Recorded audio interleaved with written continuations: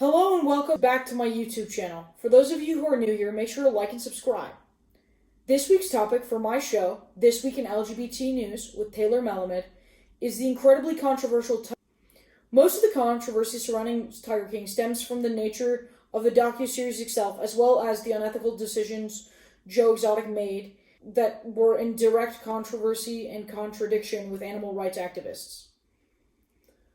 While these topics of controversy are incredibly important, they are already generating significant media attention, and for the purpose of this video, I will be discussing the underreported part of the Tiger King documentary. While the Tiger King himself identifies as LGBT+, he ignores the identity of one of his employees, Saf, who is largely considered one of the show's only sympathetic characters. Exotic represents Saf as a butch lesbian and repeatedly misgenders him. As someone who identifies as a trans man, I found this to be incredibly disappointing and quite disheartening. I'm shocked and appalled by the fact that Netflix did nothing to release a statement or edit the material or even make a statement on the show's behalf. Robert Moore, who was the producer of the show's podcast, a podcast that aired before the Netflix show, was the one who unveiled and revealed this revelation that Saf is transgendered. According to LGBT Nation, an online LGBT news source, he pointed out on Twitter that the Netflix show pretty much erased Saf's gender identity. With that being said, however, Moore says nothing to hold Joe Exotic or Netflix accountable. Instead, he says, "It's tricky," direct quote, because all the news broadcasts at the time, and most of the people at the zoo, used the wrong pronouns for Saf. Joe was particularly bad about this, end quote.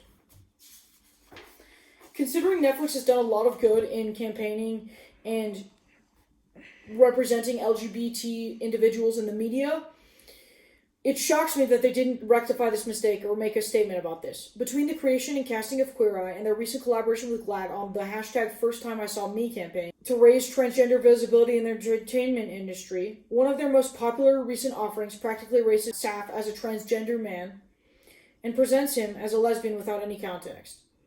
Netflix could have done better, and they should have. And this is also not the first time that Netflix erased LGBT+ elements from a show. Netflix re-released a popular 1990s anime called Neon Genesis Evangelion with dubbed English dialogue and another version with English subtitles. In both, however, the translator omitted the queer relationship between the anime's two main characters and claimed in an email that he, quote, couldn't discuss the decision-making that went into those scenes, end quote, but that he has, quote, fought hard to ensure that free speech should cover queer relations in manga, and that this material should be made available to the largest audience possible. Now, it sounds to me like this author and translator had no desire to shut out the queer identity of these two main characters in this anime. It sounds like Netflix executives were a little worried about how it would be received among a non-LGBT or LGBT supporting population and decided to pull the plug on that part of the relationship. All in all, Netflix should be held accountable for misgendering Saf as well as for erasing the queer relationship in Neon Genesis Evangelion, and should pick a side in this debate of LGBT rights and LGBT representation. Thank you for tuning in and have a gay day.